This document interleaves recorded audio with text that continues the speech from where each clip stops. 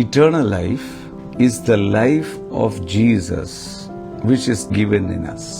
അതാണ് eternal life, which gives us everlasting life.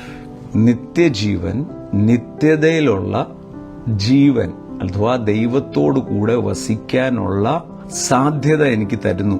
നമ്മുടെ പൗരത്വ സ്വർഗത്തിൽ ഭൂമിയിൽ വന്നത് ഒരു ഉദ്ദേശത്തിൽ വിട്ടിരിക്കുന്നത്, അല്ലാതെ വല്ല വിധേനയും ഭൂമിയിൽ നിന്ന് സ്വർഗത്തിലോട്ട് പോകാനല്ല, സ്വർഗത്തിൽ നിന്ന് വന്ന് സ്വർഗത്തിലോട്ട് പോകാനായിട്ട്. അതൊന്ന് ഇതിനകത്ത് കയറട്ടെ. ലോകസ്ഥാപനത്തിന് മുമ്പേ യേശു നമ്മളെ അറിഞ്ഞവനാണ്. ആ യേശുവിൽ നിന്നും പുറപ്പെട്ടു വന്നവരാണ് നമ്മൾ ഓരോരുത്തരും. 800 കോടി.